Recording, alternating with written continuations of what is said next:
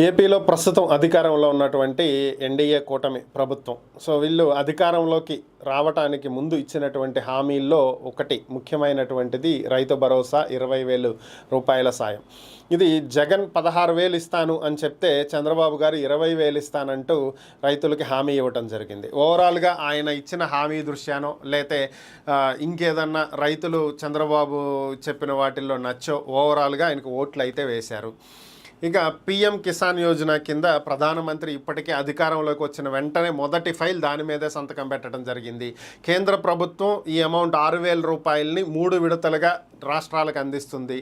ఓవరాల్గా వాటికి సంబంధించినటువంటి డబ్బులు ఇప్పటికే ఏపీకి రావటం, వాటిని రైతుల ఖాతాల్లో కూడా జమ చేస్తున్నారు ఆల్రెడీ. ఎప్పుడైతే సెంట్రల్ ఇవ్వాల్సినటువంటి డబ్బులు వచ్చి వాటిని జమ చేస్తున్నారో అప్పుడే రైతులు మరి రాష్ట్రం ఇవ్వాల్సిన డబ్బులు ఎప్పుడు వేస్తారు అని చెప్పి ఎదురు చూస్తున్నటువంటి పరిస్థితి. ప్రభుత్వం ఏర్పడింది, 5 సంతకాలు చేశారు. మరి ఓవరాల్గా ఇటు నిరుద్యోగుల్ని ఆనందపరిచారు, ఇటు పెన్షన్దారుల్ని ఆనందపరిచారు. ఇక ఏదైతే రైతులకు సంబంధించి ఇది రైతులు ఈ విషయంలో కొంతవరకు ఆనందపడి ఉండొచ్చు, ల్యాండ్ టైటిలింగ్ యాక్ట్. దీనికి సంబంధించి వాళ్ళని కొంతవరకు ఆనందపరిచారు. ఇక నైపుణ్య గణన అని చెప్పి నిరుద్యోగుల్లో ఒక ఆశను నింపారు.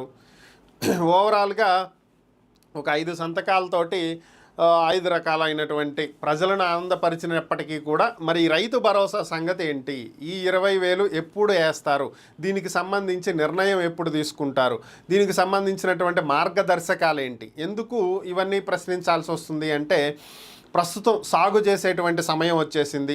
తొలకరి వానలు పడుతున్నాయి, నైరుతి ఋతుపవనాలు రాష్ట్రం మొత్తం వ్యాప్తి చెందుతున్నటువంటి పరిస్థితి. ఇక వర్షాలు ముమ్మరంగా పడితే సాగు చేయడానికి రైతులు కూడా ముందుకి కదులుతారు. వెంటనే నారుమళ్ళు పోసుకోవటం, విత్తనాలు, ఇట్లా రకరకాలైనటువంటి పనులు వాళ్ళు కూడా స్టార్ట్ చేసుకుంటారు. అంటే సాగు టైం వచ్చేసింది. ఇప్పుడే కదా రైతులకు అవసరం అయ్యేది రైతు భరోసా అనేది.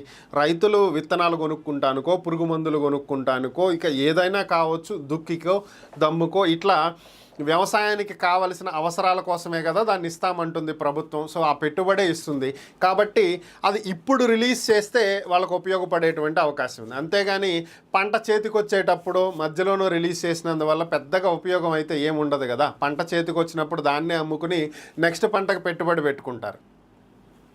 కాబట్టి ఇప్పుడు రైతులకి సహాయం చేయాల్సినటువంటి సమయం దగ్గరలో ఉన్నటువంటి నేపథ్యంలో మరి ప్రభుత్వం దీని మీద ఏం నిర్ణయం తీసుకోబోతుంది, రైతు భరోసా ఎప్పుడు ఇవ్వబోతుంది, రైతుల ఖాతాల్లో డబ్బులు ఎప్పుడు పడబోతున్నాయి, ఇదే ఒక పెద్ద ప్రశ్నగా ఉన్నటువంటి పరిస్థితి. మరి దీనికి బాబు గారు ఏం సమాధానం చెప్తారో చూడాలి.